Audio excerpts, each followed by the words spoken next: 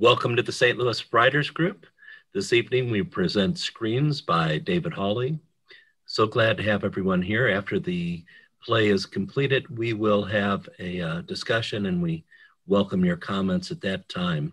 At this time, if you're not a cast member, please mute yourself and take off the video, and then when the play is finished, we'll invite you to come back in for the discussion. Thank you. Screens, a play by David Hawley. The characters: Ben, played by, is a cosmetic surgeon, lives in a nice, comfortable apartment with wife Nadine, the quiet and apparently dependable type with a hobby of cooking fancy meals, father to Carol in his early 40s. Nadine, played by Susan Berardi. She's Ben's wife, a psychiatrist, smart and groomed in a classical formal style as she feels befits her social standing. Somewhat tense with a tricky relationship with their daughter. She's in her late 30s. Carol, played by Patience Davis. Ben and Nadine's daughter, 16 or 17 years old, still in high school. Normal adolescent girl, closer to her father than her mother. Tries to be slightly rebellious in the conventional way. Andrea, played by Annie Valeska. Recently married to Ryan, lively, optimistic, and impulsive, less formally dressed than the other women. Pretty, chatty, and cleverer than she seems at first. Often drapes herself over Ryan. She's in her late 30s. Ryan, played by Brad Kinzel. Recently married to Andrea. His second marriage, good looking, but with an underlying male insecurity, which manifests itself as being somewhat macho, partly due to his not feeling as accomplished as the others, being a taxi driver. He's in his late 30s. Zach, played by Jeff Cargis. Married to Olive for 15 years with 2 young children. He and Olive are starting to feel confined by family life. Is considered having a midlife crisis soon, which currently shows as a mild hypochondria. Plays at the same weekend soccer club as Ryan and Nathan. He's in his late 30s. Olive, played by Melanie Klug. Married to Zach, and when not thinking of her children, wonders what else life has to offer. Tends to drink a bit too much for her size. She's in her late 30s. Nathan, played by David DeRose. He's the single man, a physical education teacher who was recently fired from his job. The others suspect that this is because he really likes his food and is overweight, though tall and generally large. Tends to be quiet, though not really shy. He's in his early 40s. The other characters, voices only. Oliver's mother, played by Mary Robert. Scammer, played by Brad Slavic. Bill Gates, played by Brad Slavic. Max the jeweler, played by Brad Slavic. Billy the taxi dispatcher, played by Mary Robert. The setting, the action takes place in 2019, pre-COVID, during one evening in the summer. Early in the play, the dialogue's mostly small talk, needs to go very quickly. Final scene more slowly. All the action takes place in Nadine and Ben's apartment. There are 3 sections that are visible. The dining area is in the center, as comfortable as might be expected, belonging to 2 doctors. Table set for a meal for 8 people and a few other chairs around. Entrance door to the apartment's at the back. There's another internal door which goes to the rest of the apartment. From the balcony is stage left, quite small, looks down on the street 1 or 2 floors below. The kitchen is stage right and should not all be visible, but work's done there from time to time. There are wine bottles, a door capable of being locked between it and the dining room. Scene 1. Ben is in the kitchen looking at his phone. He's looking at pictures of women's bare breasts and buttocks. As Nadine enters, he quickly puts his phone away in his pocket. I don't know what you were looking at on that screen, but I don't want to see it any more tonight. Nathan better not be late. Wow. You look great. Thanks. They're distracted by Carol, who enters through an internal door. She's on the phone, dressed slightly revealingly. Are you getting home? No, It's not so far from me. I'll walk. Staying? Why are you staying? Carol's moved into the dining area. No, definitely not. I'll call you back. Are you going out like that? Yeah. Why? Where are you going out tonight? I told you. Lucy's party. I don't believe you. Don't believe me then. What are Nadine these? produces a box. What are these? You went through my bag? What are they? It says on the box. Condoms. I can't believe you went through my bag. Carol, They're not mine. then why are they in your bag? Marcy asked me to look after them. Oh, and why can't Miss Marcy look after them for herself? Because her mom is crazy and goes through her stuff. She grabs the bag. Maybe she should make an appointment with you. You could go through each other's bags. Ben's about to intervene when the doorbell sounds. He goes to the outside door and opens it to reveal Zach and Olive. Olive's holding her phone. They enter as Carol exits. You don't need to check again. Olive shoves him and holds the phone towards him. Kids are jumping up and down on the bed and screaming. You need to get them to bed, Mom, now. They're fine. Zach, Yes? tell your wife that I raised 3 kids without her help and tell her to watch her tone. I can hear you, Mom. Did you drink all that gin? There's another bottle in the closet. More screaming from the phone. Good night, sweeties. Good night, Daddy. Lights go down in the dining room, go up in the kitchen with Ben and Nadine. Hang on. You went through her bag. Yes. You really went through her bag? Yes, but that's not the point. Yes, it is. Our daughter is rejecting our authority as parents. That's normal.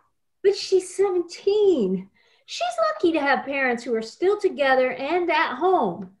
2 doctors ought to be able to give her confidence to be straight. We're not doctors to her. We're mom and dad. We have to help her. I totally agree. But she needs advice from her mother, not from a shrink. Ben points to the dining room where their guests have been forgotten. Nadine rushes in to see them. Nadine and Olive embrace, takes their coats and puts them aside. Hi. Oh, Nadine, you always look so great. It's so good to see you. You're looking pretty good yourself. Is Nathan here yet? Not yet. Have you met his date yet? Ben goes off to the kitchen to cook. Not yet. It's a big mystery. Olive hands Nadine a covered bowl. She takes a peek. Apple cobbler. As usual. Good. Ben's being creative again. He's doing lamb's liver in milk. They all slowly move into the kitchen. You're doing liver in milk? It's meant to be a surprise, You know I'm lactose intolerant. but not to liver. No, but I am lactose intolerant. Here, have this. This is white wine, right? That's what it looks like. You know I can't digest sulfites. They give me What? heartburn. Does it? Yes. It's a good muscadet. It certainly is. She empties her glass and puts the empty glass on the table. Are you okay? You look a bit tired. Yes, I know. Would you top me up? Refills the glass. So what are we having to start? It's a surprise.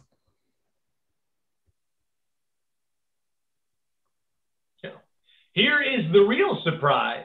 Nathan's new girlfriend. They crowd around the door as Nadine opens it. It's Andrea. She enters as Nadine hooks the door open. Andrea, how are you? Great. Where's Ryan? Way he was racing the elevator. He appears at the doorway out of breath. I win.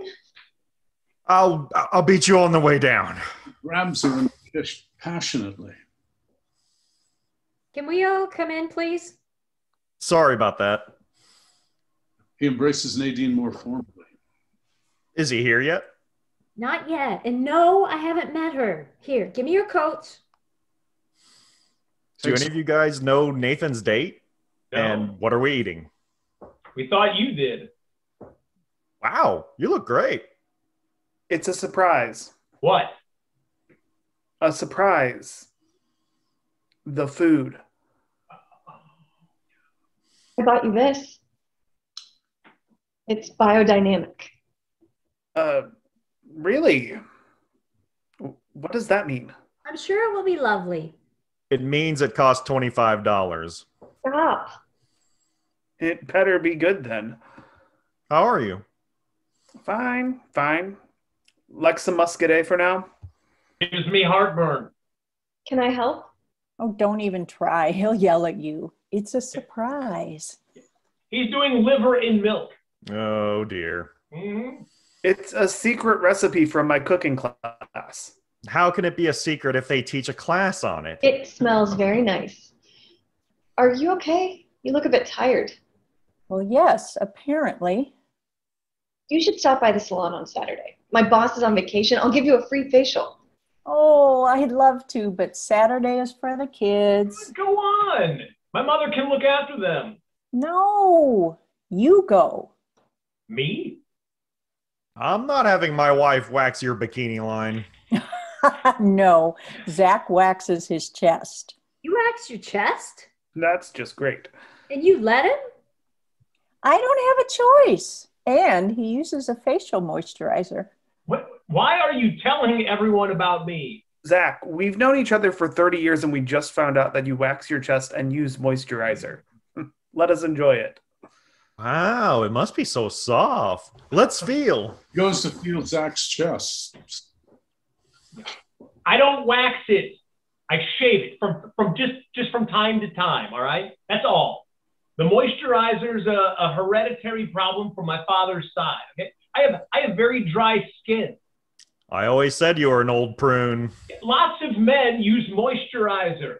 There's nothing wrong with it. It is not funny. Stop it. What do you think Nathan's date looks like? No idea, but be cool about it. Don't scare her off. It's his first since his divorce. I can see him with an older woman. That's totally his thing, you know, like a MILF. What does that mean? This wine has a weird taste, almost like Coca-Cola. Is it okay? It's probably the phosphate. Did you let it breathe long enough? Nadine's phone rings. Hello, Nathan. Apartment 16. I've told you this lots of times. Okay, see you in a minute. She hangs up. They all look at each other and arrange themselves around the door in anticipation. The doorbell rings. Nadine opens it. Nathan enters and stops just inside, holding a bottle of wine, and is conspicuously alone. Olive looks out in the hall to see if there's another person, comes back in, looks at him. They're all staring at him. What? You're alone? Oh, that. Stomach flu. Oh, no. He's not coming? Not with stomach flu. No MILF? What a shame. That means more for us. Zach. Going around. So should I stay or? Of course, come in. Sorry. Various embraces. Nadine takes Nathan's bottle of wine, gives it to Ben, who puts it in the kitchen. What happened? She's sick. That's all. Did you have a fight? No. Hope these aren't biodynamic. They had a fight. We did not. What's on the menu? Don't worry, you won't be disappointed. How old did you say she was? Didn't. Guys, we agreed no jokes about Nathan's new girlfriend. It's fine. She's not here. I'm here.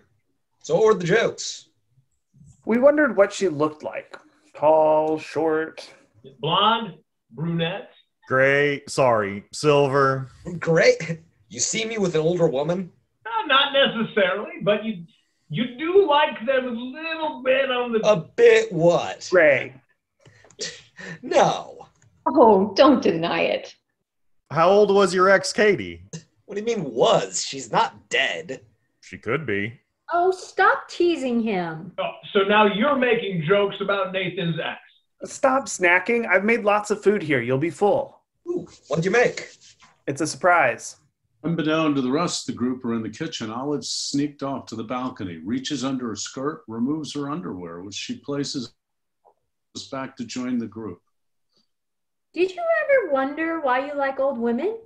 I don't like old women. Lots of older women like younger men. Like Madonna. Maybe it's her. Who? We think Nathan's date is Madonna. I can't see Madonna getting the stomach flu. No publicity in it. Come on out for a cigarette. I don't smoke. Come on. Leads Nathan towards the balcony. I can picture you guys with the stomach flu, but not Madonna. Thanks. Charming. This wine's a struggle. Better be good. Out on the balcony. So who is this girl? Is it serious? I don't know. What do you mean you don't know? Maybe. Nadine and Andrea arrive on the balcony. So, who's the girl? Do we know her? No. Are you in love? I don't know. Oh, you are. Look at him blushing. How can I know? If you call her for more than 15 minutes, you're in love. And the day you stop calling, you're married. Hey, that's not true. What's so funny? Nothing. Girl talk. Am I intruding? Of course not.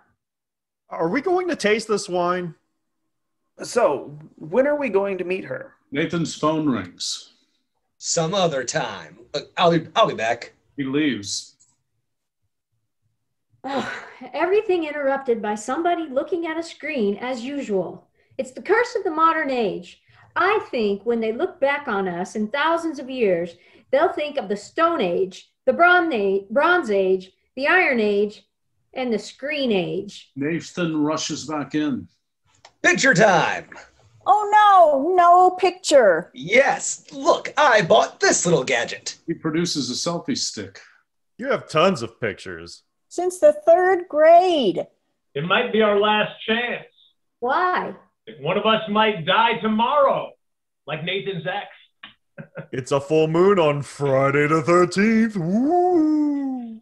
Do you really look at all of the pictures? Yes, I even made a hodgepodge. A what? A hodgepodge? Yeah. Did he actually say hodgepodge? Do people still say that? The last time we said we'd take it later and forgot. Come on, it takes 3 seconds. You're right. Last time we didn't take one. They line up for the picture with their drinks while Nathan fusses around with the selfie stick and guides them into position. Come on, come on. 1, 2. A buzzer sounds in the kitchen. Ben rushes off to the cooker. No! Too late. They disperse, looking disappointed. The appetizer is ready, guys. Come on and get it.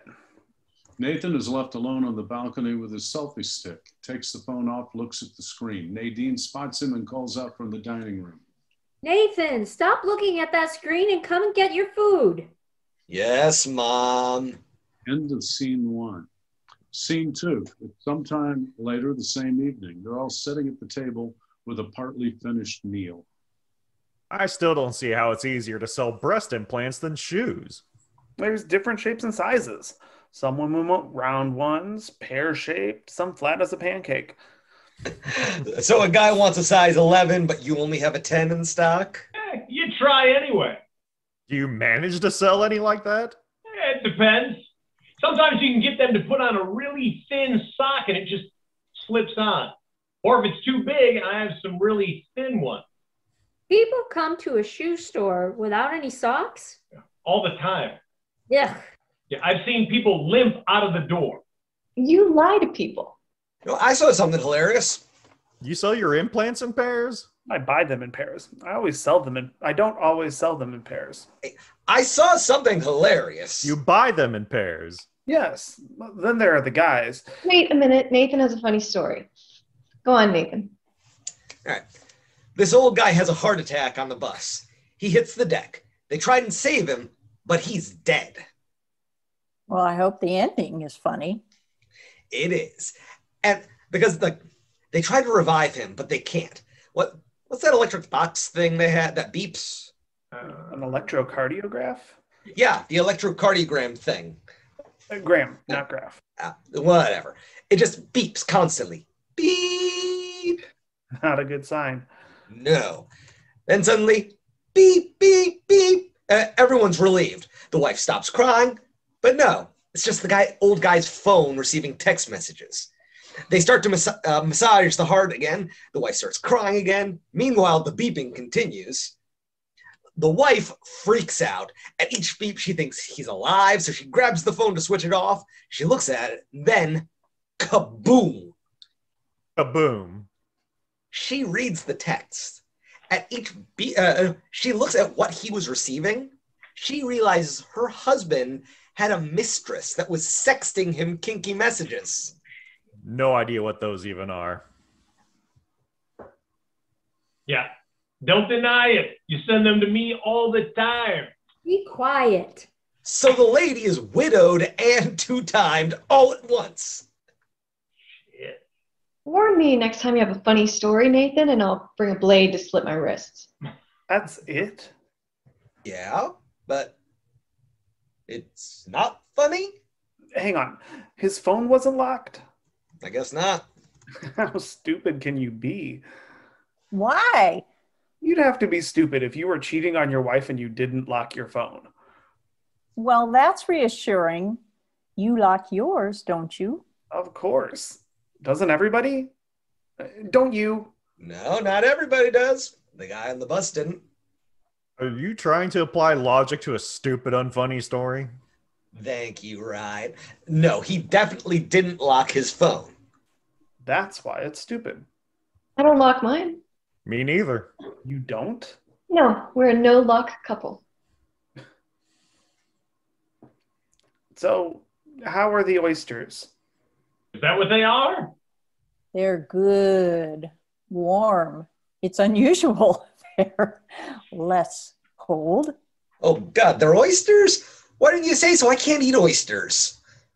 I like the capers, though. Well, next time, maybe I'll just do capers. I love capers of all kinds. Way! It gives Olive a nudge, leer. She rolls her eyes. His phone rings. With any luck.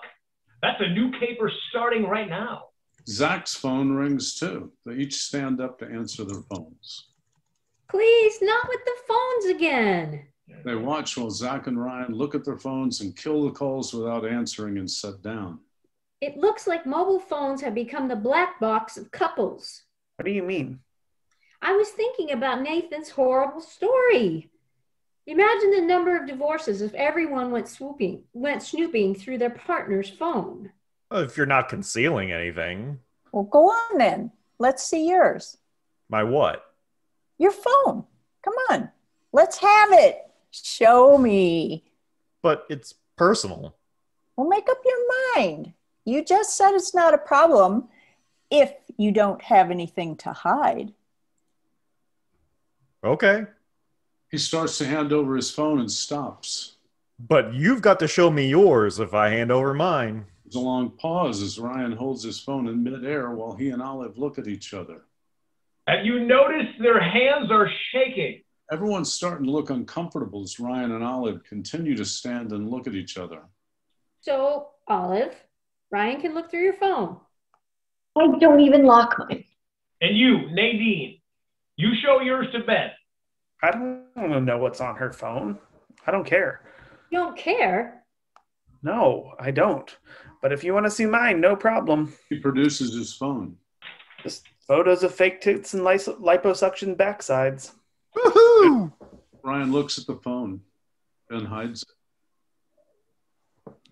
It's just work. Oh, show me. I can't. Hey, he saw. Come on, show me. This is medically confidential. Plastic tits are covered by HIPAA? Yes. Let's play a game. A game. Since we all appear to have no secrets, I propose that we put our phones on the table and anything received this evening becomes the property of the whole group. Emails, text, calls, social media stuff. We look at everything and read it out loud. Calls on speakerphone. on, it'll be fun. Fun. That doesn't sound like fun to me. Herman, What? she's right. It'll be fun. Here you go.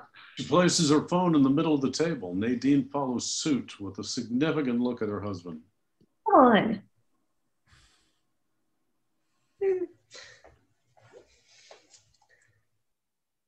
Stop it with the games, okay? Last time we played Trivial Pursuit, it ended up in a huge fight. Seriously, it'll be fun. Yeah. It won't be any fun at all. It'll be dull or embarrassing, probably both. Why are you being so stubborn? Should I assume that you're hiding something? I'm being totally serious. Okay, then. Takes out his phone. You don't have to. There you are. Then places his phone with the others. Thank you. Once we've had enough, we can stop. Olive takes out her phone and places it with the others. Come on, honey. Honey? Yes. Hell, we must be an old couple if you're calling me honey. If it makes you happy. Takes out his phone and puts it on the table. Yes, it does. If you're happy, I'm happy. Personally, I think this is pretty tacky. Why? Thank you, Zach. Yeah, this is a dinner party. Is that why you always put yours face down? Oh, I see. Very well. Watch. Zach takes out his phone and puts it with the others. Face up. Notice? Nadine's smiling. Olive and all the men look serious. Andrea looks slightly apprehensive. I love it. Me too. One of the phones rings. They all jump forward to look at the pile of phones. Oh, it's mine. Speakerphone, then. Your rules. She switches the phone to speakerphone. Hello? This is a courtesy call from Visa MasterCard to inform you that your payments are excellent and that you may qualify for a lowered interest rate. Press 1 to speak to a representative. She presses 1. Ryan Why presses did you 1. do that? Good evening. I am very glad to speak to you. Lowering your interest rate. Who am I speaking to, please? This is the convent of St. Aloysius the Transvestite. Who is speaking, please? Sister Henry. And how much do you owe on your credit card, Mr. Henry? Carol's come in the background unobserved.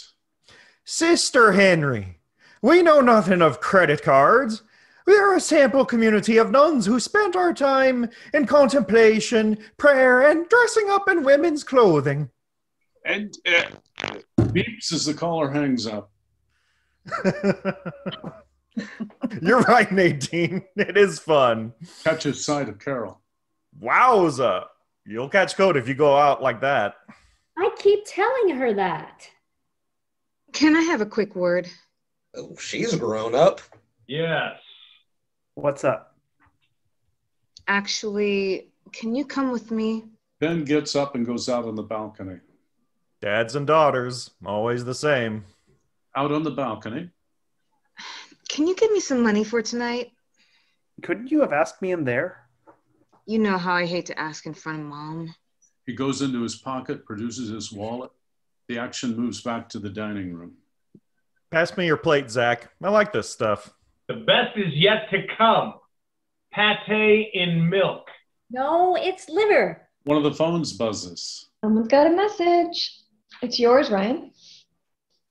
I want your body. Who is it? I don't know. I told you this was a bad idea. We should stop right now. He goes to pick his phone up, but Olive warns him off. Leave it. That number's not on my phone. I don't know who it is. It's a mistake. Phone rings. It's the same number. You know the rules. Answer it. No, I don't know who it is. Answer it. You'll find out.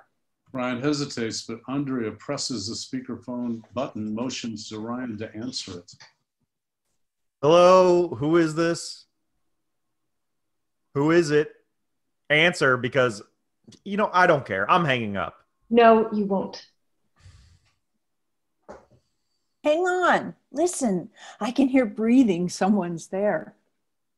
We can hear you. Answer. Hey, answer. Damn you. Hey.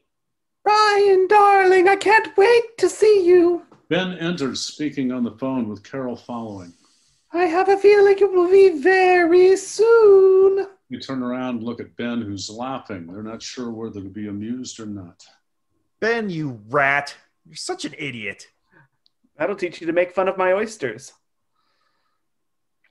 Ryan, I want to see you naked, completely naked. I knew it was him. Him and his dumbass jokes. Can I have my phone back now? I need to go. Sure. Thanks, darling. Carol goes to the door. Ben calls after her. You could say goodbye. Sure. Bye. She exits. She isn't always like this. No, tonight she's being nice. Don't worry, you'll know what to do. You'll know what to do. Are you pregnant? No, but we're working on it. Very actively. I think children are a choice of convenience. Children? Convenient? I don't think you know what you're saying. Oh, I do. Socially, it's very convenient. You get married, you have kids, you fit the mold, no questions asked. I don't want a kid to fit some mold. I have my own reasons. Name one. For a couple, it's an achievement. Sorry to tell you, but that's even worse. That means that neither of you can be truly happy because your happiness depends on another. That's a bit harsh, Nathan. Yes, I'm harsh. I want my happiness to depend on me. There, selfish, I know. I'll die selfish. And alone. I know the day she tells me I'm going to be a father, I'll cry. Oh, my love. She kisses him. Wait until she's 17 and talks back to you. Then you'll cry. No way. He's cut off when one of the phones ring. It's my sister. What do I do? Put it on speakerphone. He does. You're on speakerphone. He's such a pain. Nathan. On speakerphone? Turn it off, please. I can't. Why not? We're playing a game. Hello, Susie. Hi, Susie. Hi, Susie. Forget it. I'll call you tomorrow. If it's about that job in Madison, tell them I'm not interested. We'll discuss it tomorrow. Bye. She hangs up. I messed the game up. Sorry. He begins to eat. Eats through all the following exchange. What's this job in Madison? An old friend told me about a job teaching in a private school. Why don't you want it? It's too far away. It's not exactly China. You want me to move to a place a long way away? No. No. Yeah. Thanks for your deep concern, but I've sent my resume to a lot of places. Something will come up. They can't just fire you like that. Not in this state. If you sue, you'll win. They didn't fire me. They didn't renew my contract. A critical nuance. Did they give you a reason? I think they want a new phys ed teacher, someone younger. They all sit and watch Nathan eating for a while, but Ben begins to smirk, as do the others. It's fine. I'll find something else. Nadine gets up, cleans the dishes. You finished? Yes, thanks. You haven't touched it. You need a hand? No, I'm fine. Here, take this too. Hands over his plate. End of scene 2. Scene 3. It's a little later in the evening. Nathan's sitting at the table, as is Ryan. Andrea is standing with her arms around Ryan. Olive is standing next to Nathan. Nadine stands next to the table with some dishes. Ben and Zach are in the kitchen together. You okay? Yeah. In the dining room, Olive stumbles and falls into a chair next to Nathan. Oh, you're drunk. I'm not. We're in the kitchen now. Pretty tense between you two. Did something happen? Yeah. 15 years of marriage. We can't talk without fighting. How do you do it? Do what? Get along so well. Ben Have a takes a bit of taste. liver out of the pan, hands it towards Zach. Have a taste. No, Go on, taste it. I can't if there's milk in it. I made yours without milk. Taste it. I'll take one bite. Go on. It's Zach hot. boils. No, it isn't. Here. It is hot. Yeah, but good. Did you have capers? No, You should. always with the capers. Seriously, you and Nadine, come on, what's your secret?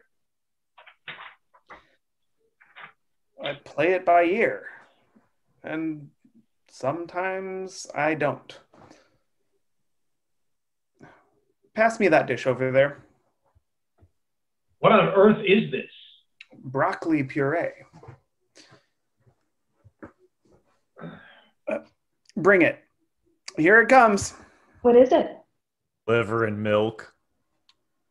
Don't start yet. The side dish isn't ready yet. Phone rings. That's fine. It's my dad. Hi, Dad. How are you, sweetheart? Fine. We're having dinner with friends. I'll be quick. I just spoke with Jerry, and he can operate on you next month. I'll email you the number. Thanks, Dad. Give Mom a kiss for me. Yeah, sure. Bye, sweetheart. He rings off. What's up? What? What's the operation? Nothing serious. It's an augmentation mammoplasty. I'm having my boobs done. I need a drink. You're having a boob job? Yes, me. Why? You're a shrink. So? She's right. Therapists don't get plastic tits. Yeah, it's weird. What do they get done? Nothing. Why not? If I want to. That's the problem. You shouldn't want to. You're a shrink. Yeah, as a shrink, you should accept your body, right? Exactly. A woman who gets her boobs done doesn't accept herself? No. Listen, I accept my entire body, except my breasts. I've never liked them. The left one has always been a bit bigger. Stop staring at me, Ryan. Why isn't Ben doing the operation? I bet you have to pay the other guy. Why is it always men who do boob jobs? Because Daddy wants what's best for his little girl. Dr. James of New York City, surgeon to the stars. Not me, who sucks fat from cashiers and hairdressers. Her father dreamed she'd meet a cardiologist, a neurologist. Here we go again with your ridiculous complex. Am I wrong?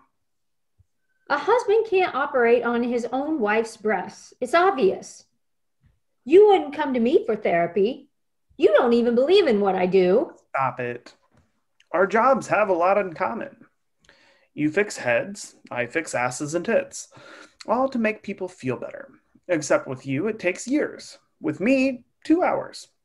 I agree, it's not as chic, but it's much faster. There's a loud beeping. Everyone looks at their phones. Calm down, the broccoli puree is ready. Picking up a wine bottle, Olive says, There's no more. I'll get another bottle. Anyone want more white? Broccoli puree. We're stopping at McDonald's on the way home. several of them get up. Nathan goes out on the balcony and Zach follows. Nathaniel, I have a small problem. You use my full name, it's not a good sign. Don't worry, it's no big deal. Well, kind of. Okay, here it comes. Okay. I have a friend. Every night she sends me What? a photo of her. I see. No. No, you don't. I can imagine. No, no. Look, it's not what you think. Okay, it's a private joke for laughs. For laughs, right? Yeah. I bet your wife won't laugh. Precisely. All right. That's why you need to help me out. That's where you come in. I don't follow. Okay. Look, we have the same phone. Okay? We swapped them until I get the photo. Oh, then I'm the sleazebag. Thanks. What do you care? You're single anyway. No, I'm not. I'm not single anymore. Tonight, you are. I barely know this girl. Oh, nice choice of words. I have never met her. Okay. Nathan, we have been friends since the 3rd grade. Please, you have to help me. Hey, Olive's also my friend. Not for as long, but this makes me uncomfortable. Well, uncomfortable? Look, I'm asking you to help avoid a disaster, and you're uncomfortable? Look, a family torn apart, kids shoved back and forth, screaming and crying, and thanks to who? Who? Mr. Uncomfortable.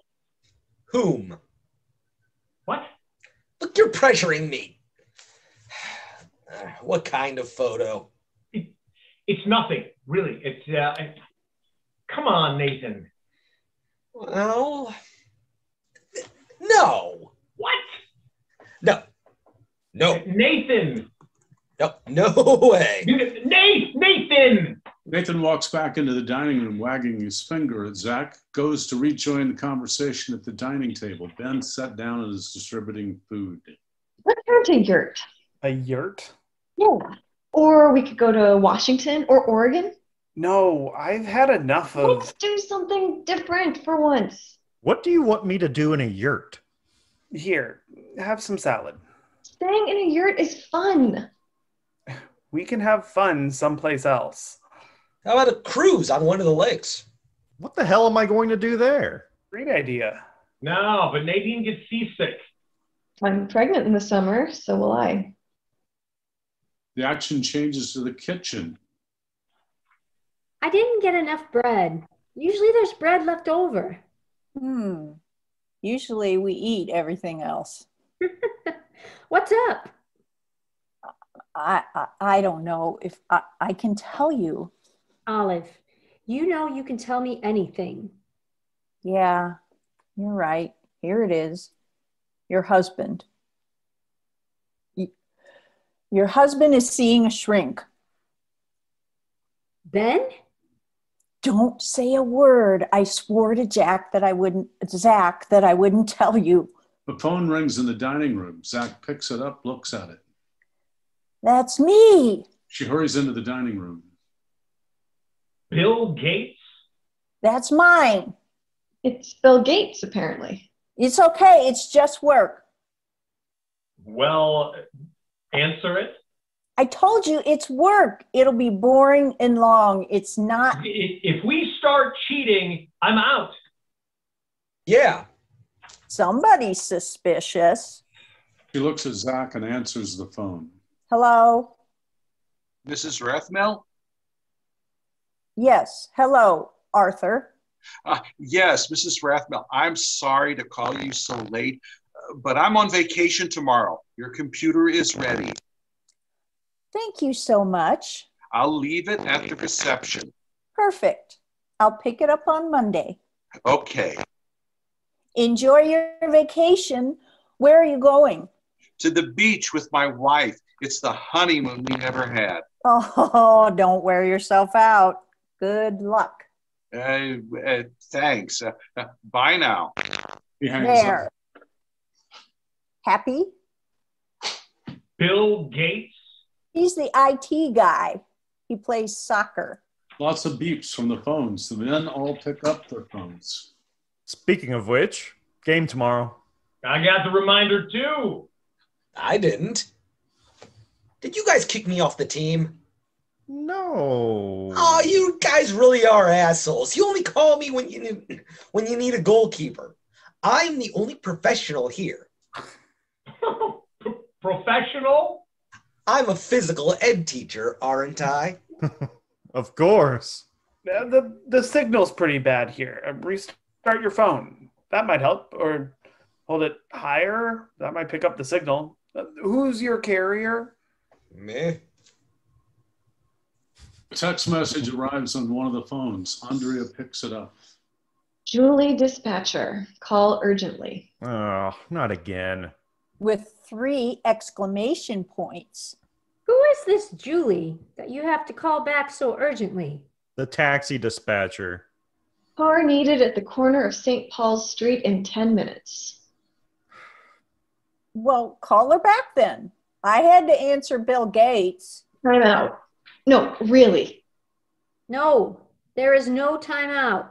You'll ruin our weekend, seriously. Yeah, exactly. You're all cheating.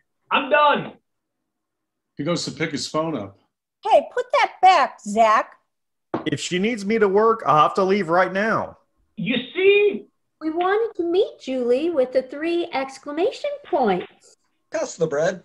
Honestly, you'd be disappointed. She's so trashy with her tattoos and fake boobs. Thanks a lot. Sorry, what?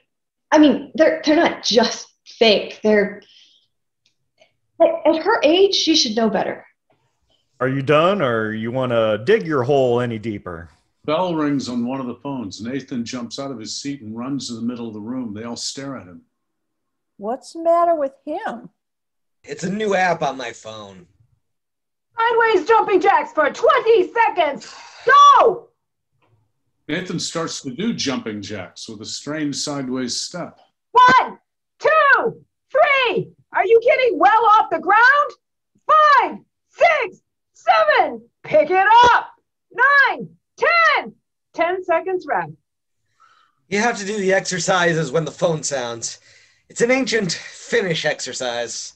Presumably based on being shot at by the Russians while doing the time warp. You have to exercise at random. Do the twist for 20 seconds.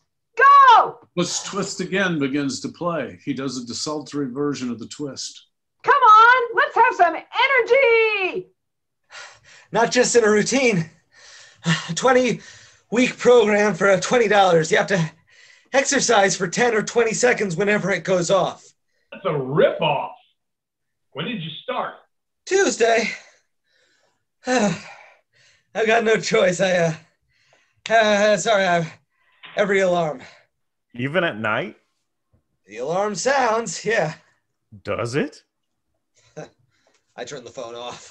Ivan Tatey. Well done in Finnish. While all this has been going on, Zach's been twiddling with a pile of phones. He swapped his phone with Nathan's. You know, Nathan, with liposuction, you can sleep at night. I don't like needles. I want to be believable as a phys ed teacher. Then maybe the soccer texts won't go missing anymore. Does the app know how much liver you ate? High quality food isn't as fattening as junk food. In that case, help yourself. Nadine suddenly throws wine over Ben, trying to make it look like an accident. At least this isn't biodynamic. It might leave a hole. Come into the kitchen and let me clean you off. Yeah, it'll make a stain. I'll just change shirts. Come on, it'll stain if I don't wet it. Okay. They all have gotten up from the table except Nathan and Zach. Oh dear, bye-bye, tailor-made shirt. It's done. What is? Zach, no, come on, I said no. It's too late. I said no. Hey, everybody, how about whitewater rafting in Colorado? Don't be silly, Zach. You can't even swim. Ah, true. In the kitchen, Nadine's wetting a cloth and wiping down Ben. I'm so clumsy. I'm sorry. Why didn't you tell me? About what? About the shrink. Who is it? Do I know him? No. How long have you been going? 6 months. Are you mad? What sort of question is that to ask a psychiatrist? I mean, are you angry with me? Yes, A little. What made you decide to do it? I don't know. Lots of things. We can't all be like Barbie and Ken. Or rather, we will be. What do you mean? You with plastic tits and me with no balls.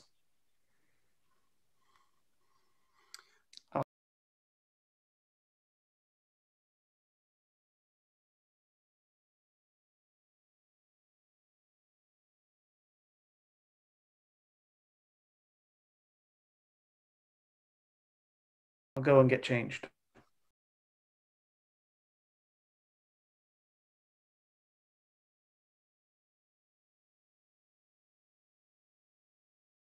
And we're back at the dining table. You had better kiss me before you eat that. I don't want to afterwards. Have you smelled it? Andrea holds the fork up to her nose. Ryan gives her hand a nudge, and she ends up with a green nose. Ryan takes his napkin and helps her wipe the green off. It's heavy and a bit fatty. Fatty? Yeah, it's hard to digest, no doubt. Nadine comes in and sits down. Everything okay, Nadine? Yes, Ben's just changing his shirt. Is that good? Yeah, it's great, but it's a little too fatty for me. The phone sounds. Whose is it? It's yours, Nathan. A photo from X. Ooh, who's this X? Just a work colleague from school. A teacher? No, just someone in admin. She started a few months ago, bit of a funny girl. Some people think she's a bit odd. I try to humor her. I think she's training. Sometimes she sends me pictures, not very often. Ooh, let's see them. No, they're boring. I never open them. Picture, picture, picture, picture. Even he doesn't look at them. Nathan gives Zach a very dirty look, picks up the phone and looks at the picture. Holy shit. Puts the phone face down on the table rapidly. Ryan snatches it up, looks at the photo. Wowza. What? Way to go, X. Show us. Oh, you naughty boy. Ryan shows the picture to Zach. Look how flexible she is. Show it to us. I want to see. They get up and all try to look at the phone. No, it's not for girls. Zach and Nathan are glaring at each other. Andrea, Nadine, and Olive are all struggling with Ryan to get the phone. Ben steps into the melee with some difficulty, and Ryan hands him the phone. This is your specialty, Ben. I want your opinion. Holy cow. Show us. I don't even know which way it goes. Andrea manages to grab the phone from Ben, and she gasps. That girl was your date tonight? No, that's not her. That's disgusting.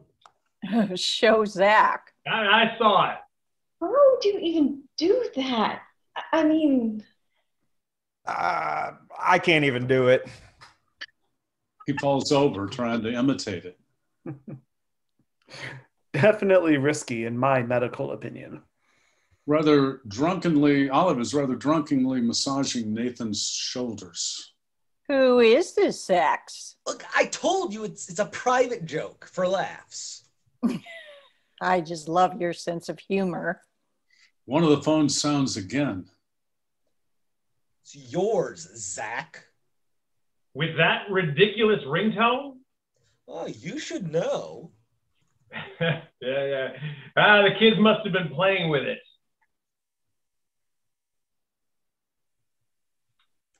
It's Julian. He's asking me how I am. How nice, right? Not very interesting, but nice. He puts the phone back on the table. Olive is staring him down. Who is Julian? A work colleague, like your Bill Gates. Arthur, he's in the legal department. You met him at the office Christmas party. No, I didn't. Yes, you did. I don't remember. Well, that's the problem. You drink too much and you never remember. And why does he want to know how you are at this time of night? Because we had an argument earlier this afternoon over some stupid accounting issue. Oh, yeah? Which is he? Nice or stupid? Nice and stupid, okay? Somebody can be both. Okay. I'll tell him that I'm out to dinner with friends and we can talk on Monday, all right? No big deal. Hey, hang on. Why tell him where you are? Look, someone from work, what does he care? He's a guy from work you barely know. Just tell him you're sleeping. If you want to make up and be friends, don't lie. Especially at 9:30 in the evening. Who cares? He can tell the truth. Yeah, I'll just tell the truth. No! What happened to privacy? Now it's all, hi, where are you? Who cares where we are? Leave us alone. Nathan's right? He just asked how I was. Exactly. Where you are is your business. These things are the death of privacy. We're willing victims, losing our free will little by little. I totally agree. In fact, I won't answer him at all. There. He puts the phone down. No, you won't answer him because you are free. A noise from one of the phones. Whose is that? Ben's. Another phone noise. Oh, I have an email. Ben goes first. Ben picks up the phone and looks at it with Andrea looking over his shoulders. Ben gasps and hides the screen. So? They're all looking at Ben. There's 30% off at the garden store and I can't go. Your turn, Olive. No, wait. Cyril, read that last email. It's Siri, not Cyril. Whatever. Siri, read that last email. I found this email at 9:39 p.m. The Laurels Senior Retirement Home sent you an email regarding your application. It reads, "We confirm receipt of your application to the Laurels Residence for Seniors. We will contact you shortly so you can take advantage of the first free month on confirmation of being a resident. Carol Matthews, Director of the Laurels Senior Residence." Would you like to reply? No. No. A senior residence? What is it? A nursing home? Well, I don't know. Well, yes, I do. Not last weekend, but last week. I went there with a friend who wants to move her mother there. So I took a look around and it was really nice. I guess I asked for information. Information. They were talking about an application. You'd send my mother to a home? It's not a home, okay? I don't care. It's a residence. Stop it. This woman adores you. She manages everything for us. Her hip, the home, the kids. Yeah. Everything. And in return, she gets room and board. You expect my mother to pay rent? Well, it's, you know, Ryan. And why not? She gets a pension. Do you know what she saves us each year on babysitters alone, thanks to her? You have no idea. But if you want, okay, all right, Olive, we can do things differently. But in that case, no more ski holidays. Boom, finished. Oh, no, not the ski holiday. At least admit it's not the same with her living at our home. Not the same in what way? In what way? In what way? Let me see. I can think of one in particular. Great. Go ahead. Stop this. You know exactly what I'm talking about. No, I don't. Yes, you do. No. Yes. Oh, yes, you do. No, I don't.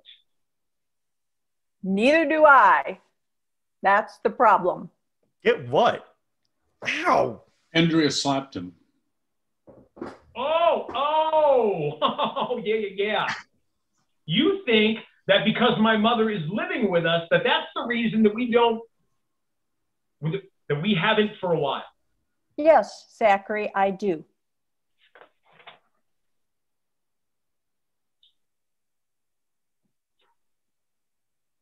It's true. Subconsciously, the proximity of the mother can have a castrating effect. It's common knowledge. Castrating, yes, I can confirm that. Castrating. And all wince when the word castrating is mentioned. But, you know, I love my mother-in-law, but I could never live with her. Me too, even if my mother paid rent. These nursing homes are great. 4-star. It's not a nursing home. No, of course not. Sorry, no offense. And to be honest, his mother is a little... I mean, she isn't very... No, come on. Out with it, Nathan. What is it that my mother is or isn't very? You know her. She's your mother. Wait, what are you talking about? When I was a kid, she scared me. There. She hit me harder than my own father when I shit in her garden. That was you? What? It was her hairdo that was the most scary. I was terrified. Whack. Zach, I adore her. Everyone does, but you have to admit that she's a champion ballbuster. You too. No, but honestly, you say it yourself. Okay. She does have a bit of a temper. Yeah. Amen. Yeah. Time for the photo. Yes, the photo. They began to get up and reach for their phones. No, only Nathan gets to take his phone. All the others stay on the table. Look, you said that you take too many photos, right? You take too many pictures, you might not have enough room. Andrea, can we take the photo on your phone? Sure, if it'll fit on Nathan's selfie stick. She grabs her phone, gives it to Nathan, who attaches it. They gather on the balcony for the photo. As a spot opens up and the controller calls and the driver's right away. Right. It's always full. They got that down to a T. Of cars? Old people are the future. What? In the future, we'll all be old. They gather together and Nathan holds up the selfie stick. All right, squeeze together now. 1, 2. The phone pings. Nathan looks at it. Hi from Charlie. What does he want at this time? I don't know. Who is it? Her ex. What does he want, Andrea? I don't know. He just said hi. Oh, okay, try again. Squeeze together. Her ex. Wait, that Charlie? Calm down. Smile, Ryan. I don't give a shit about that guy. Okay, let's go. 1, 2. Why did you save him under Charlie? That's his name. What else would I call him? First name, last name, like everyone else. Oh, don't be jealous, babe. You stored my brother as James Michelson. I was never in a relationship with him. Well, not for long. What? Joke. Why didn't you store it as X? How would she tell them all apart? You're not helping, Zach. Baby. Let it go, Ryan. What does her ex mean to her? It means X. Or sex. What do you mean by that? Shut up, Zach. Don't bite Ryan. In my opinion, all exes are dangerous. Can we take the photo, please? Especially if you dumped him. It's his ego talking, not his heart. 1.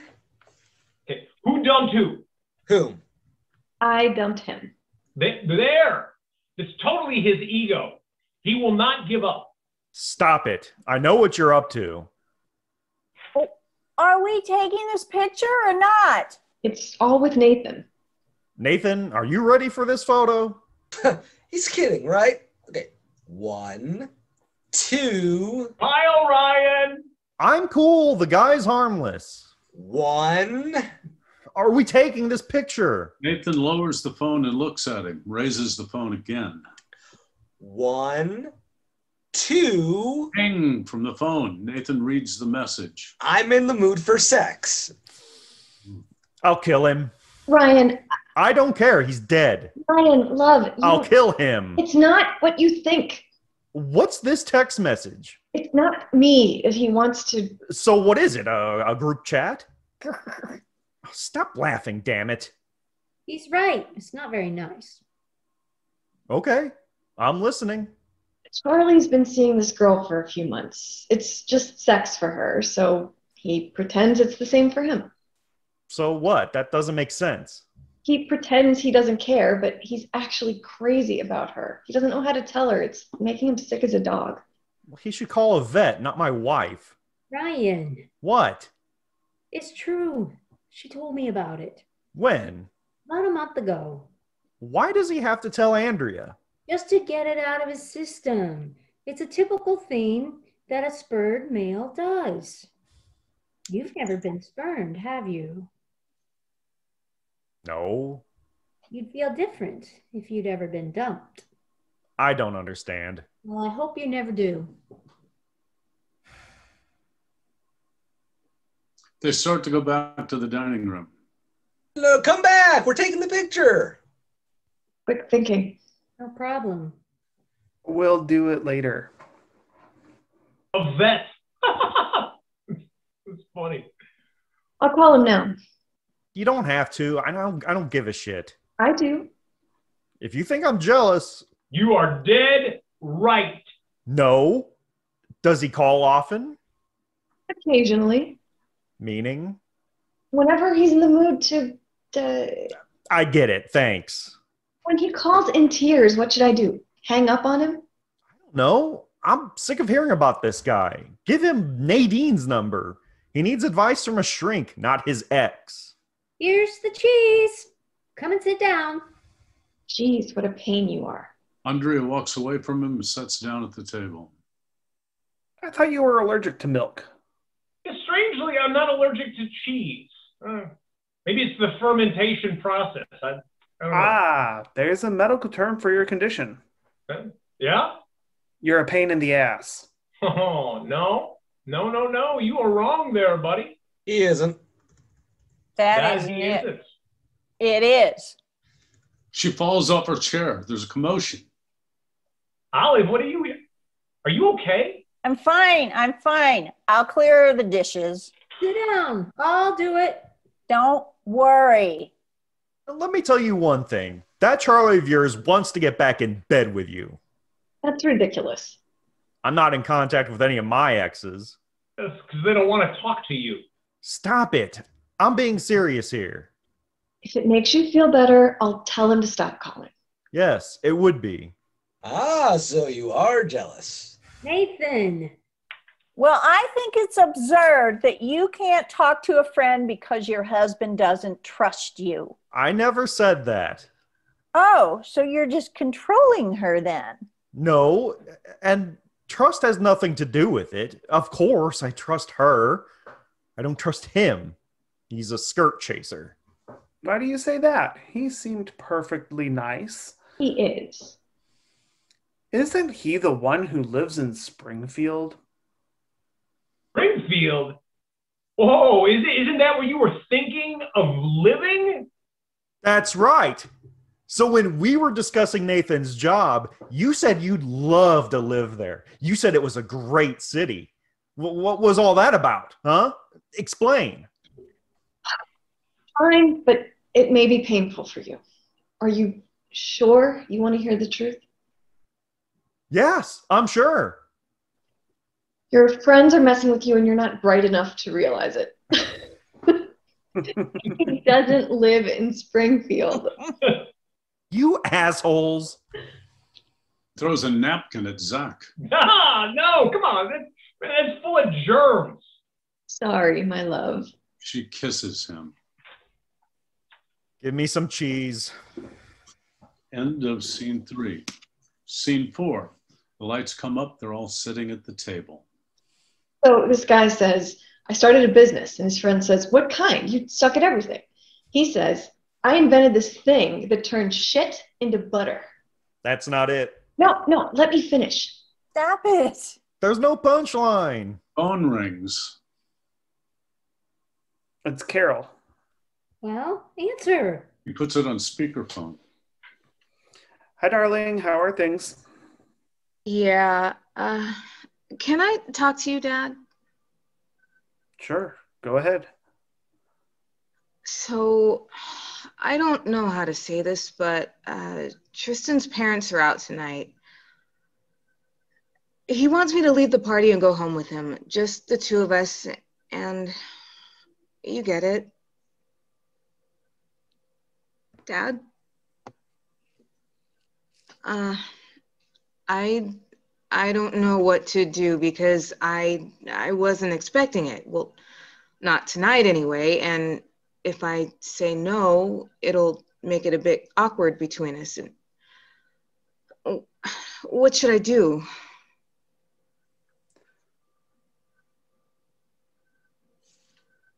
If you're only going to avoid making things awkward, then don't go. You have to be sure.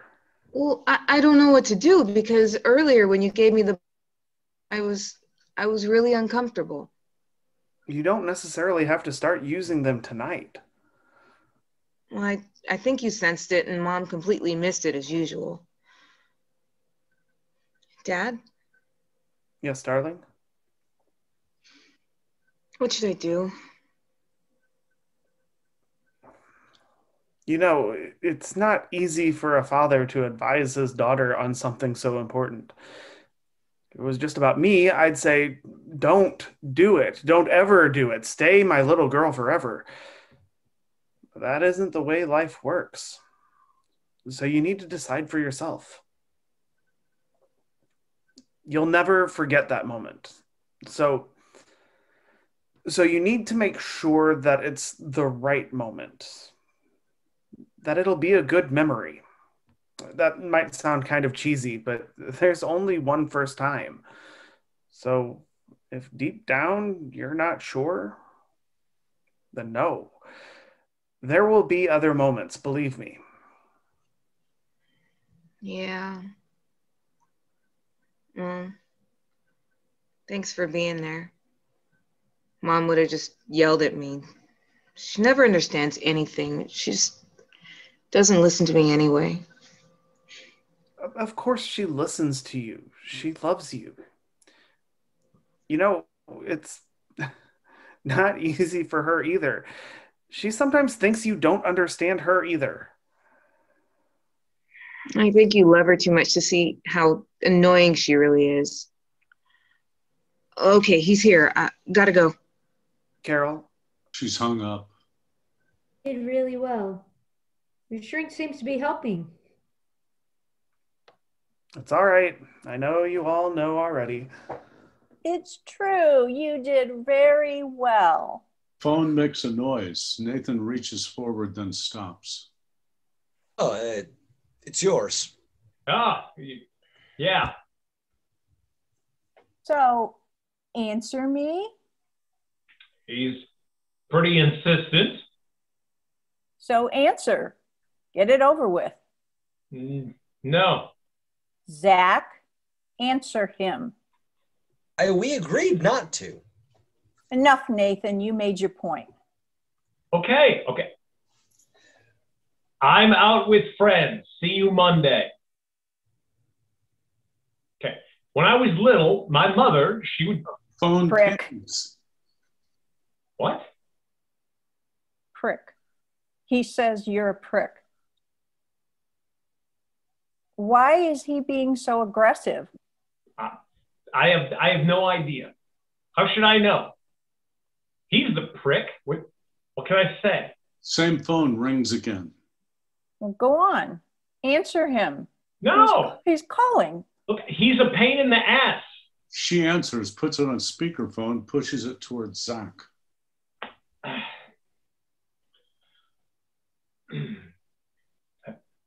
Hello? You can drop the fake laryngitis. If you were really sick, you wouldn't be out. You know what your problem is? You're not really sure you're into me. So go fuck off. He hangs up. They all look at each other, and there's a long silence. You really don't think that this guy is crazy?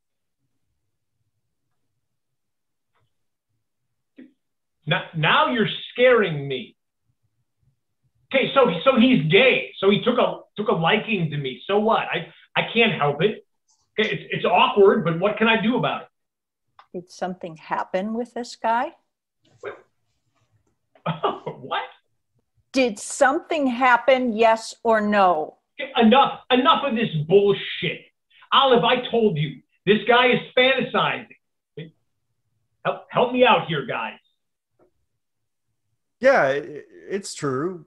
Gay guys always think straight guys are a little bit gay without knowing it, and they try their luck. Is that a fact? That's a pretty homophobic statement. You don't suddenly wake up gay. It's there from an early age. Remember when Zach was a kid, he often wore a dress to school. Oh, cut it out. Ben, you just lost all the brownie points you gained earlier. Nathan, don't you agree? Zach, did something happen with this guy? Olive, it's me, Zach. Your husband. We have been married for 15 years. Christ, don't you recognize me? Olive, look at me. Olive, look at me. Can you see me with another guy? Can you? Really? Nothing is going on with this guy. You swear? I swear on our children's lives. The phone buzzes again while Olive is still holding it. He says he misses your lips. She drops the phone. You swore on our children's lives. I married a monster. She gets up, dashes into the kitchen. Andre and Nadine quickly get up and follow. They slam the kitchen door behind them. Lights go down in the kitchen. The men are all up at the table looking at each other. I'm at a loss for words. Don't say anything. It's better. Excuse me? What's with the tone? Are you going to start this shit now too? No, Nathan, pass the salad. Do you have a problem? No, I don't have a problem. You're a man eating a fucking salad. There's a problem somewhere. That cheese was very good. Stop it, Ryan. He's still the same guy. The buddy you shared everything with. No, not everything, thank God. Cut the crap, Ryan. Cut the crap? I've got nothing against it, all right? This is a free country. You have nothing against it. Relax. Hey, look, what's the real issue, huh? That you didn't know I might be a fag? And don't say gay, as it doesn't sound right in your meathead mouth. In my what mouth? Meat-headed. Ryan springs out of his chair, takes a step towards Zach. You say that again. Ryan, calm down. You want me to apologize? Yes. Calm down. Nathan and Zach are looking at each other the whole time. I'm so sorry. Please forgive me. He's lied to us for 35 years and nobody cares but me. If that makes me a meathead, fine with me. Ryan walks away from the table, sits down with his back towards the other men. Lights down on the dining room, lights up on the women in the kitchen. Fag. Fag. Fag. I'm allowed to say it. He's my husband. Maybe he's telling the truth. Maybe his colleague is fantasizing. Lots of my patients have fantasies like this. Just because he waxes his chest, it doesn't mean... How stupid are you? He misses his lips? It couldn't be clearer. All the lights are up. Olive makes her way to the balcony where Zach is now standing on his own. How long has this been going on? You're being ridiculous. How long has it been going on? Tell me. Not long. Okay, please. No. And before him? Nobody. Thanks for dinner. He walks away from her and into the dining room. Goes over to Ryan's chair where Ryan's sitting on his coat. Retrieves it with a little difficulty. Come on, we're leaving. Good idea. You should check on the kids since you swore on their lives. Olive, please come with me. You can go home. I'm staying right here. Olive? Olive's staying right here. One of the phones rings. Olive jumps up and looks at it. Max's jewelry. Who knows a Max's jewelry? It's mine. Leave it, sweetie. Olive answers it. Hello? Hello, Mr. Ryan Nelson? Yep, I'll pass you over. As Olive goes to throw the phone at him. No, don't do that. She throws. Andre has to take avoiding action. It lands on the floor and he picks it up. Jeez, she's nuts. Yeah, Max, it's Ryan. Don't you listen to your messages? I've called you about 10 times. Yeah, I know. It's a bit complicated tonight. I'll call you back. I was getting a bit worried. I thought it was about the necklace. Did she like it? I loved the necklace. I told you to trust me. Yeah. It's not gold, of course. Andrea looks at him a bit sharply, then relaxes. That's fine. Can I call you later? This isn't a good time. Okay. Bye. What about the earrings? They all look at Ryan, especially Andrea, who's walking back to her seat. She stops and looks at him. Can I talk later? You don't sound too sure.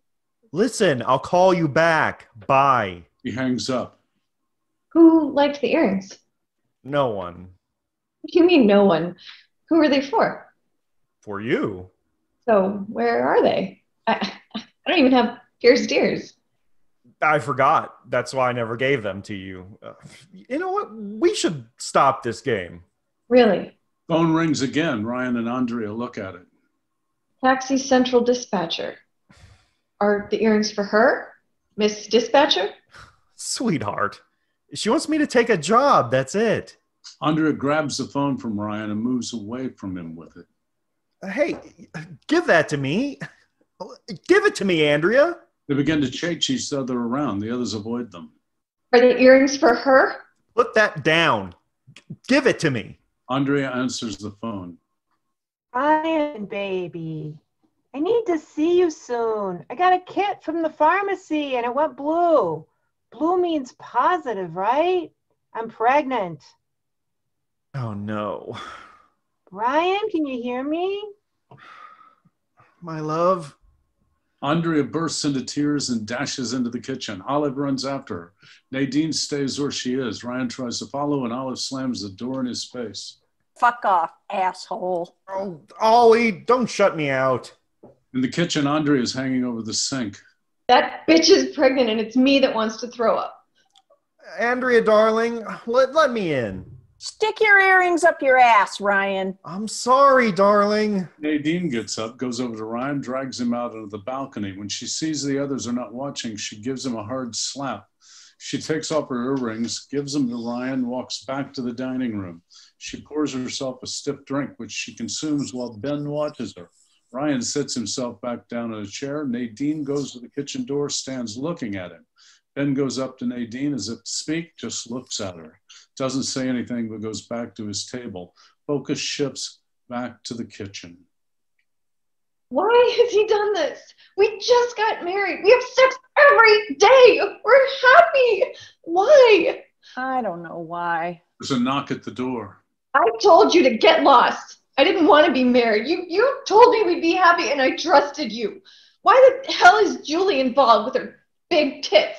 Another knock. Go away, Ryan. It's me, Zach. You can get lost too. Open it. Ugh. She goes to the door and opens it. I told you to fuck off.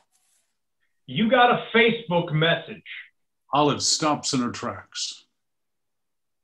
Someone wants to know if you're wearing panties. I don't know him. Zach's gone back into the dining room, lights down on the kitchen. We've never met. I've never met him, Zach. Never, I swear. On our children's lives? It's a game. We send each other occasional messages. Games must be all the rage right now. Woo! I told you I don't know him. We've never even spoken. Let's call him. That sounds like a good option. I can't call him here right now. He has a life, a family. And you don't? I told you it's nothing, really. Well, it's virtual. If it's nothing, just call him. He gave you his number, for God's sake. We've never called each other. Okay, well, now you can finally meet. He holds up the phone. Oh, you're a jackass. Hello, Olive? Speak. No. Is that you? I'm sorry. I should have messaged you. Olive? Yes, it's me. Oh, what a surprise. I want to meet. We decided against that. But if you've changed your mind, we could. No, you're right. I don't think it's a good idea. It's better that we don't meet. Sorry, but I have to hang up. Just one more second. You have a lovely voice. She hangs up. Just so I know. Are you? Am I what? Are you wearing panties or not? Why the hell do you care if you're a fag? That doesn't stop me from being curious. Panties or no panties? He Stop goes it. to feel underneath Olive's dress. She resists. Stop it. Get off. They struggle briefly. Ben and Ryan move as if to intervene, not sure what to do, but Olive breaks free of Zach and hits him. All right, look. She bends over to show Zach that she's not, in fact, wearing any underwear. The others look away. If you don't love me anymore, why don't you leave me? Why don't you leave me? I'm the fag. What? The fag. Since that seems to be the word of the moment, it's me. With a capital F. Fag. I'm allowed to say it. It's me. He picks up one of the phones and throws it to Zach. I told you it wasn't a good idea to swap phones. By the way, doctor, I'm sorry. I never had any precursing signs. There were never any dresses that fit me. Don't say it. You don't have to. Nathan, is that why they fired you? Why? What do you think? They can't do that. You can't let them. Look at how you reacted tonight. Now imagine my colleagues at school, not to mention my parents. And yes, in this state, they can fire me if they don't like my haircut. Might have more justification there. Not the right time, Zach. It would be nice to meet Julian. I don't think so. I've gotten used to Ryan's jokes since the 3rd grade. We might all understand it's because he's insecure in his heterosexuality. But I'm afraid he'll be uneasy at the first funny look, and I don't want him to feel uneasy. When you love someone, you protect them. Ryan suddenly comes to his senses, points to the kitchen door, goes up to it, but it's locked. Lights up in the kitchen, but Andrea is not visible. Andrea, open up. Andrea, answer me. My love? Andrea? Help me here. She's locked herself in. Andrea, what's going on? Ryan bangs on the door. Here, let me. He charges the door with his shoulder, bounces off, and lands on the floor. Shit! My capsulitis. That's my door. That's my wife. He's banging on the door. Can you open it? No, the key's in the lock on the other side. Andrea, open up. We need to open it. He barges it himself, no effect. Oh, get out of the way. He lands a well-placed kick on the door. It bursts open. God damn pansies. Andrea emerges from the back of the room looking immaculate and finishing applying her lipstick. She's looking in the mirror of a face powder compact, which she snaps shut. She looks happy and confident. Andrea, are you okay, my love? Andrea, please answer me. She hands him the phone. Here, your mother called. I told her you're going to be a father. She's overjoyed. Andrea. You might need to straighten her out a bit there. Nathan, you're right. Keep Julian to yourself. She walks up to the table, picks up a large glass, pulls off her wedding ring with her teeth, makes a show of spitting it into the glass, picks up her handbag, walks to the front door and leaves. Go after her, you idiot. Ryan looks at them all, then dashes out of the door. Andrea. Nathan picks up his coat, walks towards the door, comes face to face with Olive. They stare at each other for a few seconds, then Nathan also leaves. Zach approaches Olive. If you swapped phones, that picture was for you. Who is she? No one. She's like your Facebook guy. Really? Have I lied to you yet? What's happened to us? They embrace and kiss. They go and get their coats from Ben and Nadine, who watch them silently. Nice food. Picks up her phone. But don't call my mother at this time. She hasn't taken the kids out to the club. Besides, those things have already done enough damage tonight. They leave as Ben and Nadine stand silently, go out to the balcony. Few seconds of silence, faint noises can be heard from the street. Andrea? Mom's never asleep at this time. But you might wake the kids up. She'll be in the living room with the TV on. But she keeps the door open so she can hear them. Good night. Night. There's the sound of a car door slamming. An engine starts, a headlight shines. The engine stops as Ben and Nadine are going back to the dining room. They go back to the balcony and look down. Sound of a car door opening and closing. What's he doing? Ben looks at her and shrugs. We hear the sound of a strident female voice from Nathan's exercise app. Running on the spot for 10 seconds. Go! The sound of Nathan running on the spot for 10 seconds. Ben and Nadine look at each other. Are you getting things going there? Pick it up! Lights fade as the voice continues. Well done. I hope you had a nice evening. End of play.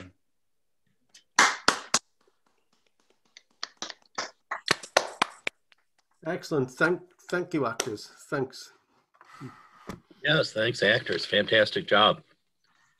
And so now we'll have our discussion. If you are on mute or your video is off, you are welcome to join us again. In fact, we would love to have your presence on screen so we can have the discussion.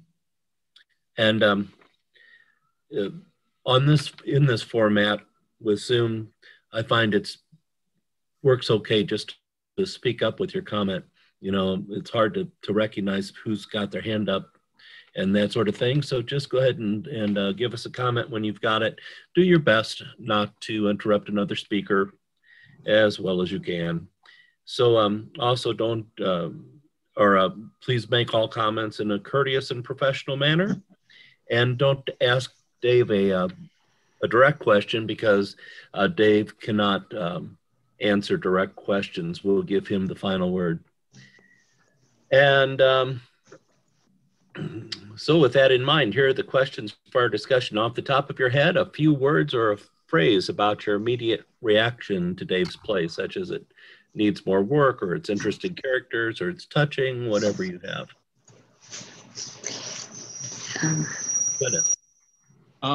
I thought it was wonderfully entertaining. It was such a clever premise to get all these people in the room and all of the people exposed on the phone.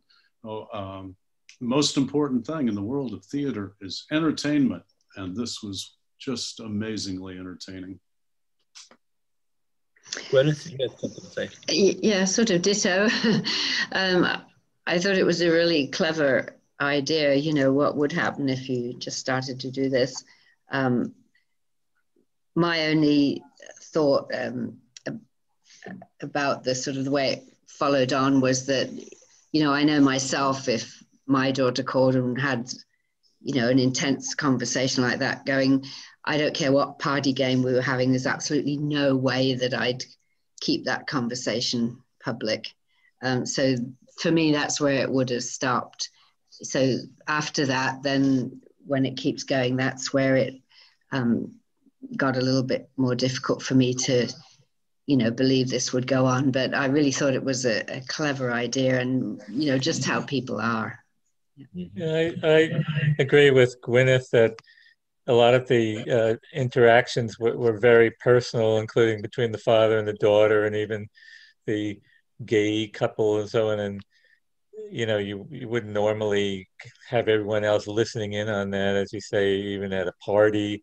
And another thing I was wondering about is it took about 3/4 of the play until you finally got into the active part with the phone calls, and, you know, the rest of it was just sort of chit-chat, party type chit-chat for about 3/4 of the play. And I think it would have been better if you had gotten into the phone call business sooner.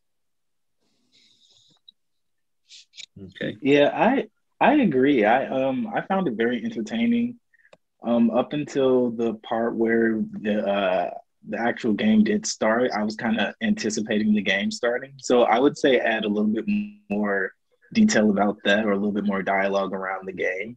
But overall, I really thought that it was very pensive. It had me thinking a lot, and there was a lot to think about because there were so many different stories within the actual story, and which I really enjoyed. Good point. And that kind of brings us, we've talked about the premise. Basically, the premise is very unique and clever. Are there any other points about the premise that you'd like to mention? I think it just because I've read this play several times because it was in the play reading, it was submitted to the play reading committee as well. Yeah, I think it's very well written, but I think the problem I had and some others had was, and other people have raised this already, that the premise of all this happening in one night. I mean, I know there's artistic license, but you know, all these calls happening and all these things happening in one night, you know, made it certainly implausible. But I think, as some of the people have said, I believe, I mean, unless these people are sort of, you know, have got really serious mental problems, they would have stopped it. And I think, as someone else said, the particularly the thing around the daughter calling him, that was such a breach of trust that, you know, it's almost inconceivable that someone would do it. And so it, for me, it just didn't, and I think for some others, it just didn't ring as a viable proposition. It was well written and cleverly written, but I think it just had, there were just those issues that made it seem unrealistic as it went on. In regards to that obviously the conversation with the daughter was a huge issue with a lot of people. And what occurred to me was, there are people that would do that, but someone in the group, it would have worked for me if someone in the group would have said, whoa, wait, you can't do that. And then to me, it would intensify the drama because you have a new source of conflict. Good idea. One thought I had about the idea of how is it that all of these things come up all within 15 minutes of each other, all the secrets. Maybe instead of just waiting for phone calls to come in, the people could take turns like looking at each other's phones and flipping through the records and picking out something they think might be curious and calling those people, something like that, so that it's, you know, it's more logical that it would all happen quickly instead of just, oh, all these events just happen to occur. But just an idea. I was wondering about the same thing, and I don't know what to suggest because obviously I'm not a playwright. I think, I really like that it brings people, all the sort of dark sides of us, and that we all have stuff going on that, inadvertently just suddenly comes to be public. So I thought that was, really clever, but yeah, it's just the sort of volume of it all at the same time. Yeah. Okay. Well, let's move on to the characters then. How about, what about the characters? Are they well-defined and developed? Are they believable? Sufficient contrast between them, those sorts of ideas? Yeah, I thought there were a lot of different types of character and interactions, and apart from the thing we've already raised about would they have already stopped this at an earlier stage, I think the characters were all interesting and generally believable. Mm-hmm. Yeah, and I really think, when you get a group of people together and we all hang out together and everything, you really don't know what's going on under the surface in different relationships. And I think it was, it's really clever to bring that out. You look at a couple and you think everything's fine, and all of a sudden you get to realize it's not. And I mean, that's not unrealistic. So I thought that was a really interesting take on all these different couples. Mm-hmm. Yeah, I like the pairings too. The characters, usually we talk about individually, but in this case, we've got couples interacting, and it was well done, I thought. Well, I did too. I'm sorry. Go ahead. Nope, go ahead. Oh, I was just going to say that I enjoyed the interaction, like the generational interaction was really nice to see kind of like the young interact with the old and kind of to be able to compare the two. That was really interesting as well. Mm-hmm. Yeah, good. Okay, let's go on to dialogue then. How about the use of language? Was it effective, realistic? Did you hear any trite words or phrases? Anything out of place, I guess, is the real question there. Dennis. The use of the gay slur, these are politically correct times, but it did make me a little uncomfortable how often it was used. And I wish a character would have reacted a little more strongly. To me, the rule of playwriting is anybody can do anything, but in real life, someone would react. So in a play, someone should react. And there was a little bit of reaction, not strong enough for me, I don't know. For me personally, it was disconcerting to hear that so much without a strong reaction. Yeah, I'd have to agree that I felt a little bit the same way on that. All right, anything else about dialogue? In that case, we'll move on to the dramatic effect. We've talked about the plot and, what happened in the play in terms of the premise and the plot, but more specifically, when we talk about the dramatic effect, we're just talking about the length of the play. Was the opening too slow or too fast, the play too long or too short? And how about the ending or the final resolution? Was that effective? And finally, did the script hold your interest? Lots of questions there and built into one.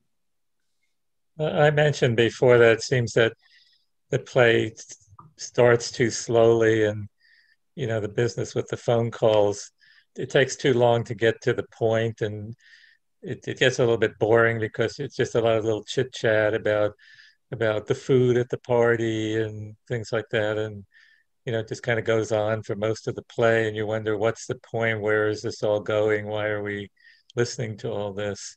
It might be better if they started the game much earlier, and then the phone calls would be separated more and wouldn't all be grouped together, and you wonder, oh, how come all these things are coming in all within 15 minutes? you know, if you allowed an hour or an hour and a half for the phone calls to come in, it might seem more realistic, and also keep people's interest up more from the early in the play. I know it's hard on a reading to think about how this would be on stage. I don't know if you could shorten that intro at all, but for me, you did get a taste of who these people were, you know, before we got into the nitty gritty of all this other stuff going along.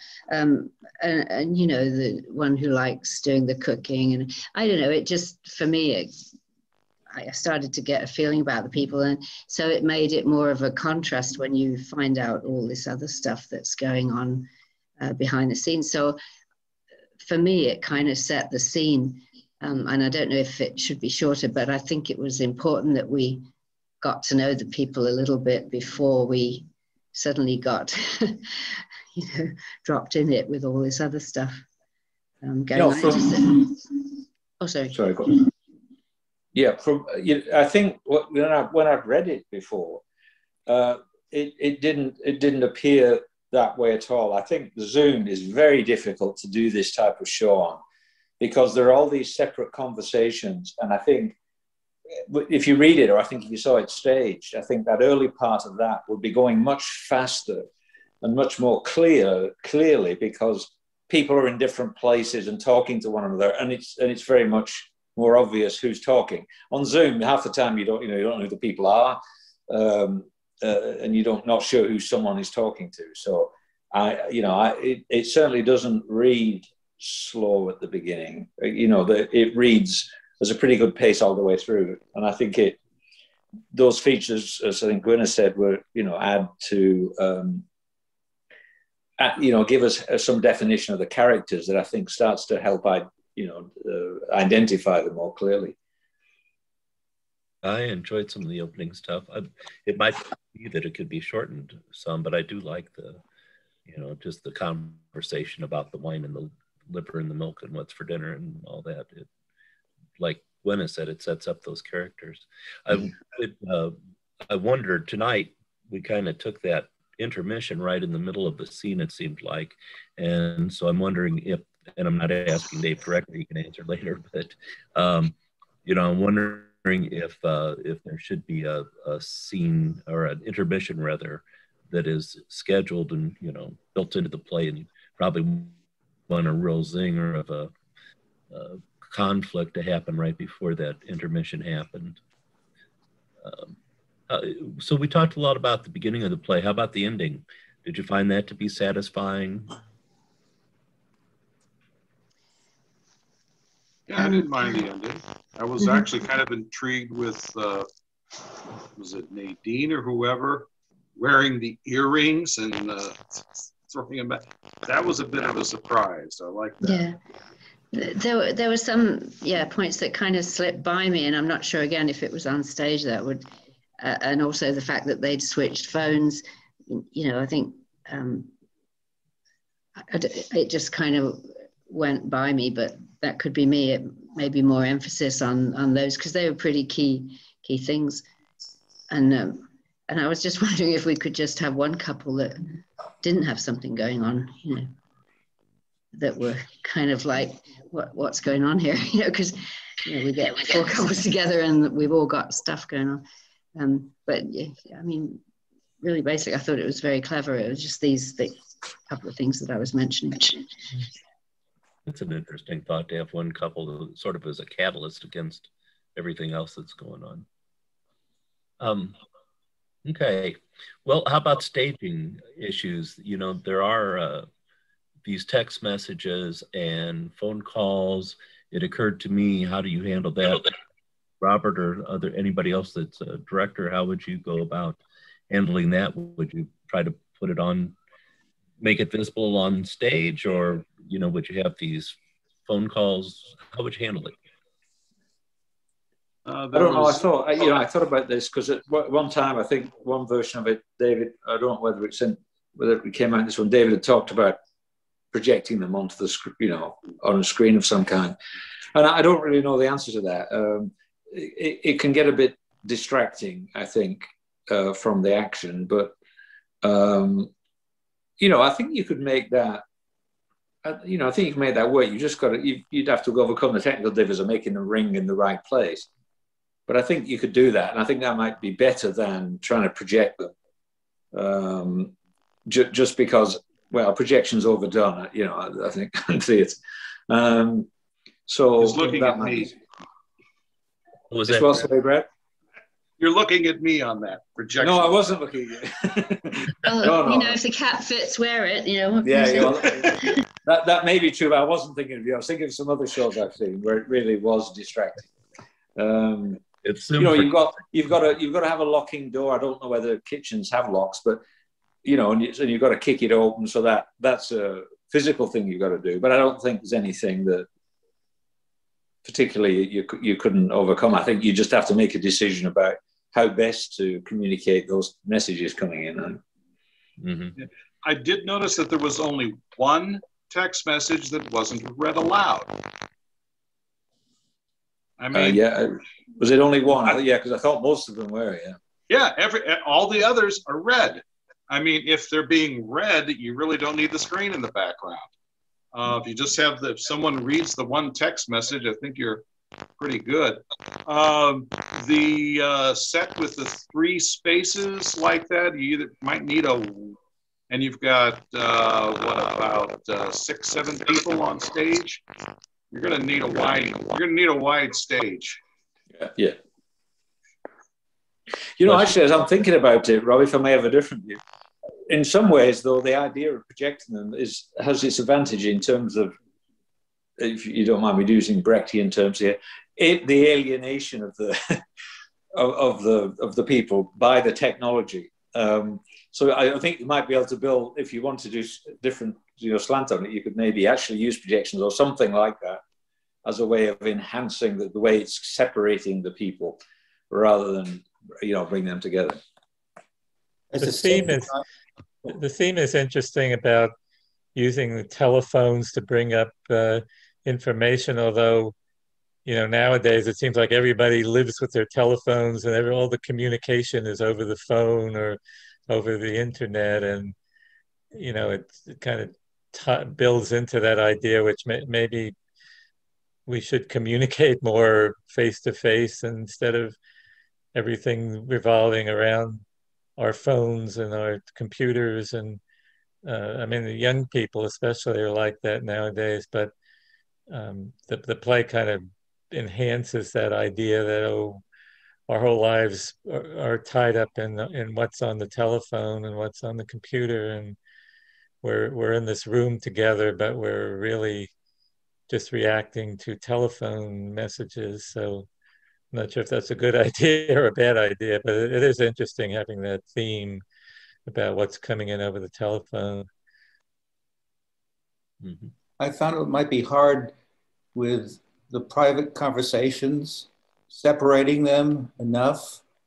Like you said, you need a very large stage with all the different locations, but trying to keep the focus on those small private conversations, and so that they would be private and not be part of the other action. Maybe you could have a spotlight that just shows 2 people at a time having a conversation, and something like that. Well, you could do it with lights, but I said it's kind of, they're just small personal conversations. It'd be hard to, as a set designer, make it work.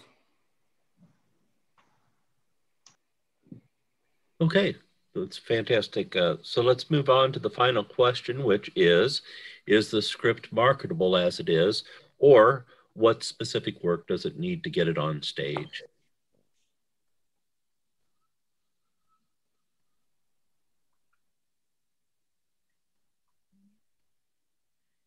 Well, we've given a lot of suggestions. So. Yeah. Well, again, not being a playwright, and you all have way more experience. I really think it's interesting. Like I said, the few things that I had were just wondering about how would people go this far in a group? But it's really brings home, you know, like one of you was saying about the impersonality of texting and phones, but also all the things that are going on in people's lives that we don't really know. But so that hasn't answered your questions. I'm sorry, Rob. I don't know. Somebody better qualified than me should say. Still good info. I'm not very qualified to speak on the marketing side of things, but I would say just take a look at pacing and just like where like the, I guess, certain situations are placed within the storyline. And then I would say other than that, I didn't see any issues. All right, good. So we'll give these comments to Dave and let him do as he wishes with those. And with that in mind, Dave, let's turn it over to you and anything that you'd like to speak to on. Yeah, it's very interesting. Of course, I've immediately got to say thanks very much to the actors for really bringing these characters alive. We had one rehearsal on Friday, and I think the pace picked up, and I mean, I thought Melanie was actually drunk there. She might actually be, and yeah, it was thanks a lot, guys. Those of you who know me intimately know that my favorite playwright is Alan Ayckbourn, and I've always admired his ability to create a crucible-like situation with a family. In fact, probably about 8 or 9 years ago now, where Mary and I actually were in Scarborough, where Alan Ayckbourn has his theatre, and saw a production of Absurd Person Singular, which was directed by him, in the round. And it was one of those productions where you feel really quite awkward and intruding on the lives of these people. It made you squirm in your seat. It made you laugh hilariously and feel terribly guilty about laughing at what was actually going on stage. And this was kind of my attempt to do something like that. I intentionally created a crucible-like atmosphere where everything happens at once, and there's this group of people who know each other quite well, but the device of, if you're going to look at your screen, everybody has to share in it. I forget where I got that idea from, but it struck me as such an obvious thing that if everybody sees what's going on everybody else's screens, that will bring out things which, you know, I don't know if Mary looked at my phone. I don't know if she'd probably find things out which I wasn't aware she didn't even know about. So I deliberately wrote it like that. And the comment about it taking a long time to get the game going, that did surprise me. I just had a look back at the script, and I've forgotten the number now. But I think when she says let's have a game, I think that's something like page 19 out of an 85-page script. With the script, it's actually only about a quarter of the way through. So it is really quite early on when they start playing that game.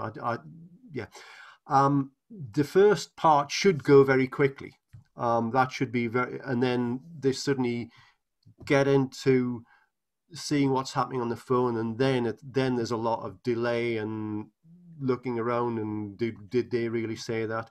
Now, the intimate scene between the father and the daughter, I deliberately wrote it like that, so everybody would hear it. And it's probably the only wholly and completely serious scene in the whole play, and I did want everybody to be part of it. So I'm not sure how I could get round that, because if I took that out, I wrote it a bit differently, so it was only the two of them. It would be a different play. It's what brings them back to earth.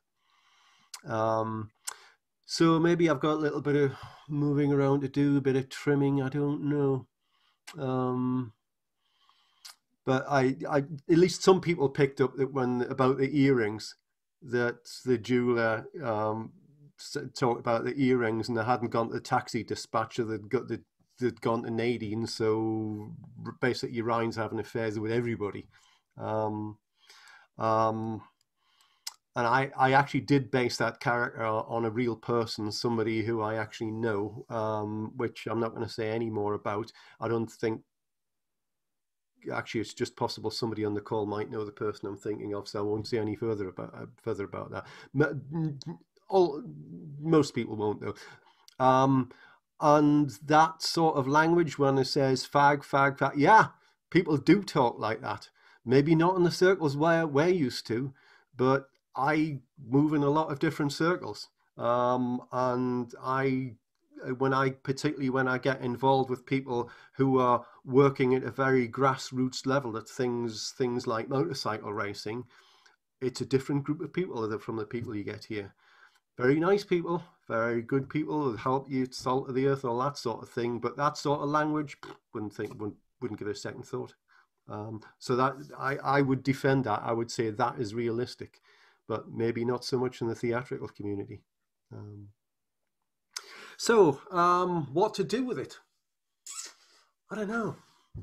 I'm probably going to put it aside and sit on it for a while and think about it. Because as usual, I've got about 7 other things all going on at the same time, and I want to do those instead. I wrote this on the ski trip last year. So this was my project for the week when I wasn't skiing. So as usual, I wrote it very quickly, so it's got some obvious flaws, like where the hell do I put the interval? I hadn't really even thought about that until I got the rehearsal. So some of the stuff needs tidying up. But I'm kind of reluctant to change the basic premise of it. So I don't know. Once we get meeting at Big Daddy's, I might bring it back in a while and see how it works better with people moving back and forward. And I hope we can get the same actors back because it's all so damn good. So yeah, thanks very much, everybody. I don't know if I can say much more than that, but this has been a very, very useful discussion.